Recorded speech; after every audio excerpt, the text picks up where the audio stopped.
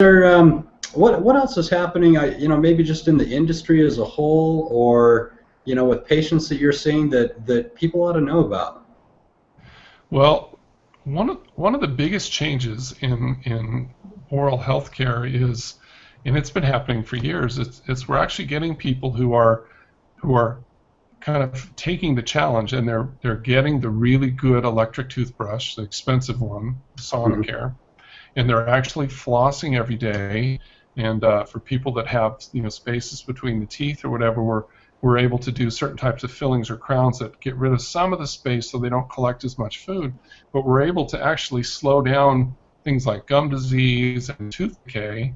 Um, I mean, we've talked about brushing and flossing for so many years. It's hard to believe that this new push that the people are making in the dental industry is helping, but it does make a difference. You can get flosses that are different sizes and different flavors, and some of them come on the little picks, which are my favorite things, Right. and and kids will use them. I work with the scouts, and when we go on a scout camp out, they all come over to my car because they know I have bags and bags of these little floss picks, and it's amazing. I remember we were at Flaming Gorge on a water ski trip with the scouts, and here it is late at night, and they're all crowding around my car to floss, and I just thought, this is not scouting the way it used to be. I mean, this is a big Certainly not when change. I was in it. And and and it used to be when I would go, I'd take my great Sonicare brush and the little travel pack. I'd be the only one with an electric brush.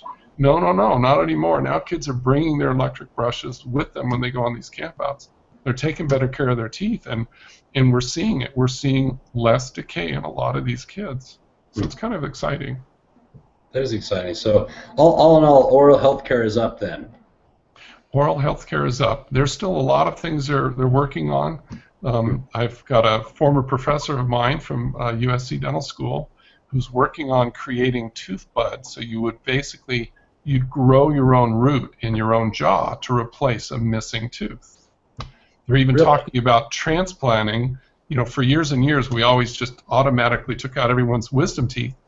Well, now they're Right. looking at the ability to perhaps take a wisdom tooth out and move it closer to the front, where we can shape it or even crown it to make it look like the tooth it's replacing, but it's a natural live tooth. Huh. They're not there yet, but they're working on it, and that's kind of exciting. Kind of like stem cell research a little bit. Kind of like stem cells, yeah. Huh. Regrow a tooth. Yeah, it's interesting that teeth are the one thing that just don't fix themselves. No, no. Many people wish they had shark's teeth, that when one Yeah. would fall out, another one would just pop up. But we haven't gotten there yet.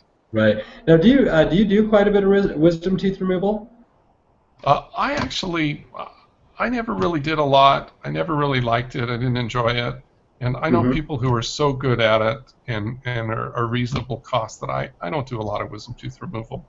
It's one of those things that if you don't do it a lot, it can be uncomfortable with the patient. It could take longer, which is also kind of hard on the health of the patient. Sure. So for certain things, yeah, my rule of thumb is if I can't do it as well and as quick as a specialist, then I'm going to send you to a specialist. Gotcha.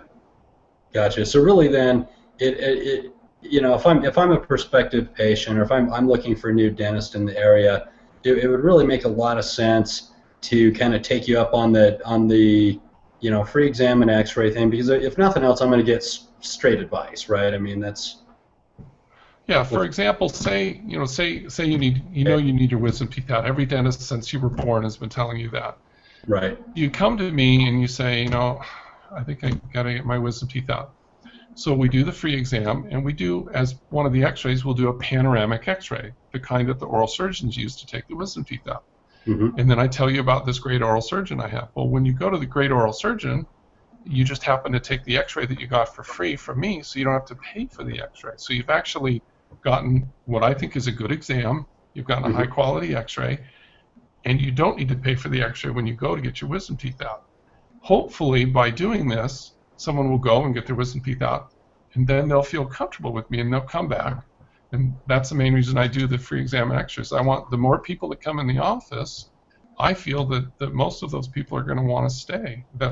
That's historically how it's been. Anytime I can get someone to walk in the front door, no matter how afraid they are or how much pain they're in, if I can get them out of pain, if I can put them at ease, I can keep them as a patient. And to me, that's the important thing. Well, and I think your reviews kind of sum that up too. I mean, we've been working on your reputation now for a little while, and I've never seen so many high quality reviews come out of a patient base. So Well, good things to say about what you do, Dan. I thought it was amazing that one time I sent out an email just asking, people if they wanted to, if they, no gimmicks or giveaways, if they just wanted to leave a review, and I was pretty touched that so many people said so many nice things about me. I expect my family or my neighbors to say something nice, but Sure. but everyone else is. Everyone's so busy. I'm kind of, I don't know. It kind of goes to your head a little. It makes me feel good. It makes me want to perform at the same high level all the time. So. Sure.